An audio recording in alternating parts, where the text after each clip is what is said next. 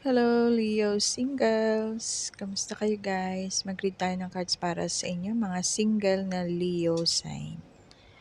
Para sa inyo po itong reading na to. Alamin natin, sino ba yung magiging next person mo? Okay, so yun yung ating aalamin sa reading today. Ay, meron parang nahalo na baraha dito. Sino po ba yung magiging next person ni Leo? Angel Spirits. Paalala lang po na this is a general reading, no? Pwede kayong makaresonate, pwede rin pong hindi. Kunin nyo lang po kung ano yung magre-resonate sa inyo and leave the rest para sa iba na nangangailangan ng messages sa reading na to. Okay, guys. Thank you so much sa mga new subscribers po ng channel na to. Thank you so much, guys. Na-appreciate ko po kayo, guys. Sana po magustuhan niyo yung mga readings na gagawin ko para sa inyo and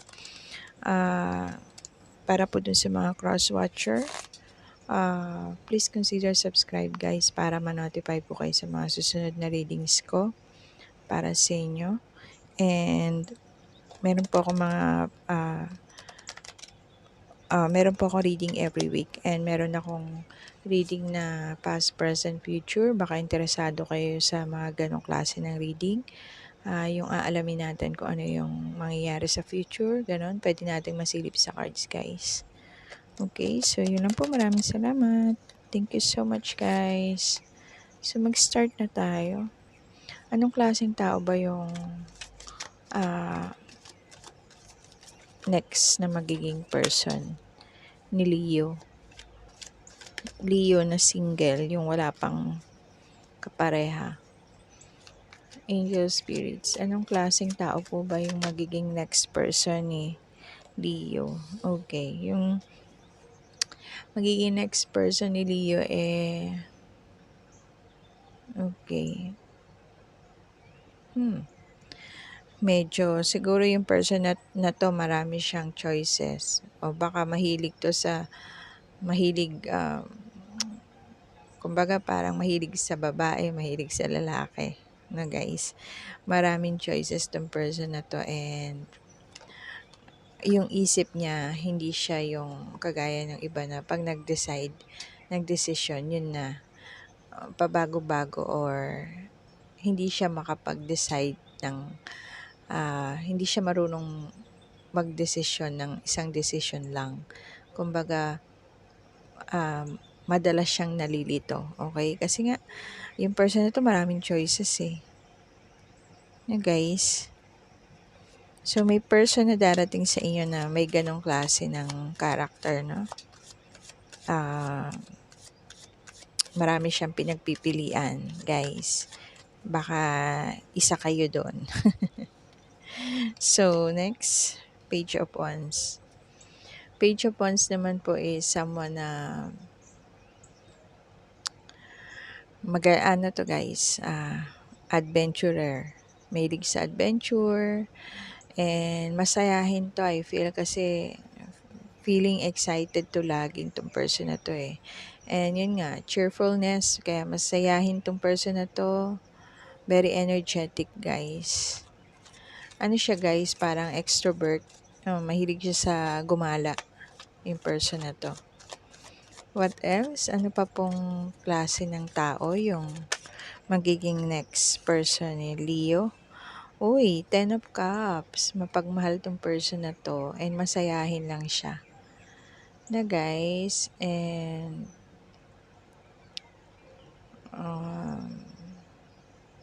ano siya guys, I feel na some of you Leo, no, yung magiging next person ninyo is yun yung magiging soulmate nyo, no guys? Kasi this card is divine love to guys. So, I feel na yung person na yun, same attraction ang mararamdaman nyo sa isa't isa pag nagkakilala na kayo. And mapagmahal siya guys and masayahin lang siya. Okay guys?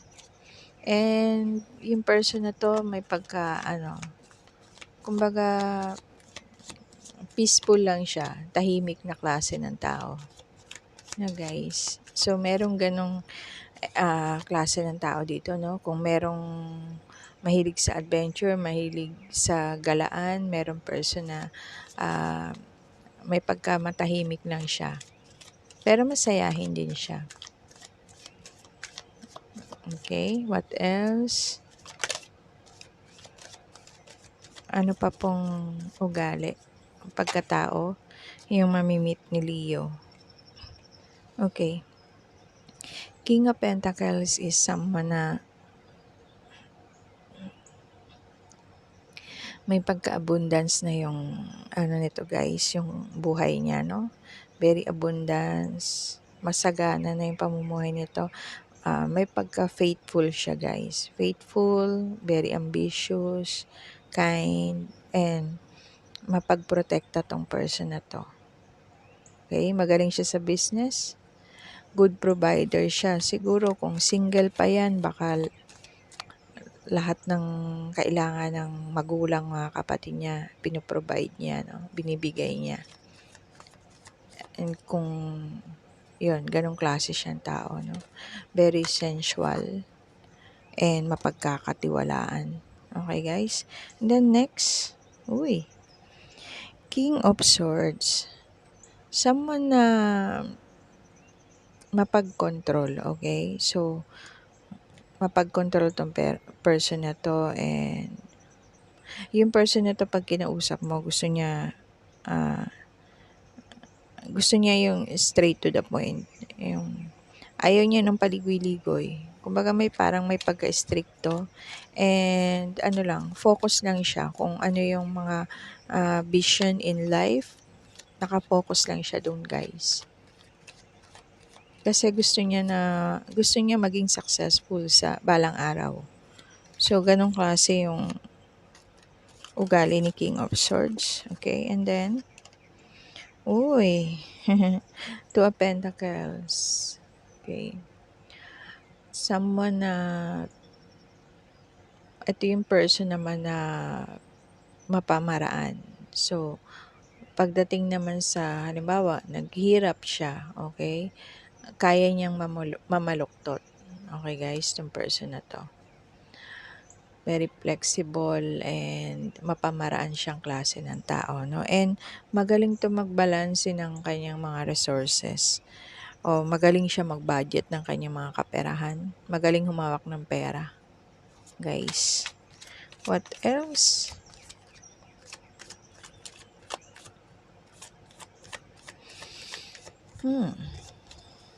What else, angel spirits? Okay, merong Five of Cups.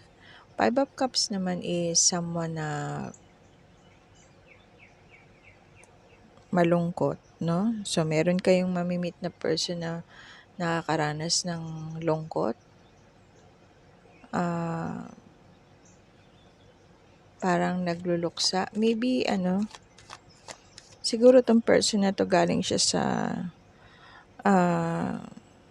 broken relationship.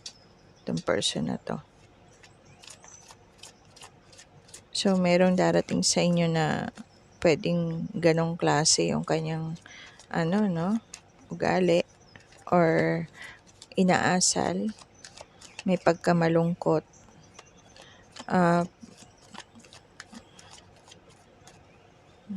Kasi nga, meron siyang, galing siya sa hindi magandang relasyon. Okay? So, what else? Para sa ating Leo, anong klase po yung tao na mamimit niya sa future?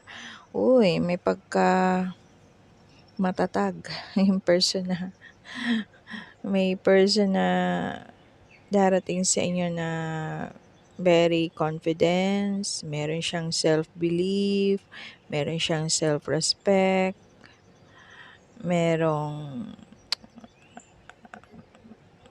yung person na to guys, malakas, ma-energy siya sa pagdating sa pakikipagtalik, ma-energy tong person na to. And meron siyang inner power and inner strength tong person na to. Okay guys? So, yun po yung klase ng ugali na meron dito sa cards ninyo, no? Kunin nyo lang po kung ano yung magre-resonate sa inyo, nagre-resonate. Okay guys? and leave the rest para dun sa iba na nangangailangan ng messages sa reading na to. And then, bottom of the deck ninyo is the Tower. Okay. Okay. 'Di ba sabi ko nga sa inyo merong person na nalulungkot na I feel na galing sa kanyang, kakagaling lang sa broken relationship, okay? So, yun. Yung person na yun galing siya sa kanyang, kasi naging toxic yung kanilang relasyon ng kanyang person. Kaya nagkaroon ng distraction sa kanilang relationship. So, yun nga, galing siya sa bagong hiwalay siya sa kanyang person. So, makakamit kayo ng person na nalulungkot galing sa relasyon na broken relationship. Okay? So, yun lang po yung ating nakita sa inyong cards nyo, guys. So, kunin nyo lang kung ano yung magre-resonate sa inyo, ano, guys. And then, some of you, dealing kayo ng water sign, no? Cancer, Scorpio, Pisces. And then,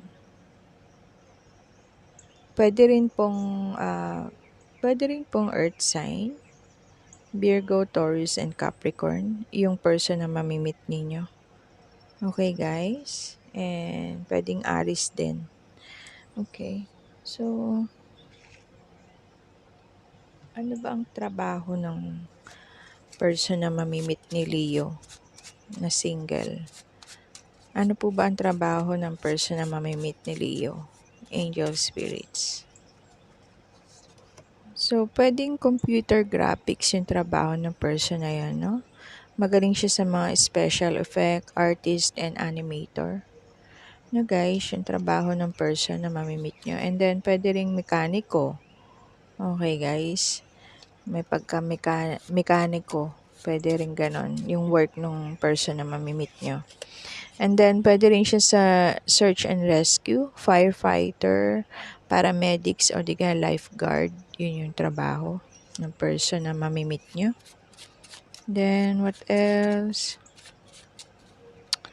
Pwede ring crafter. Ito yung mga trabaho na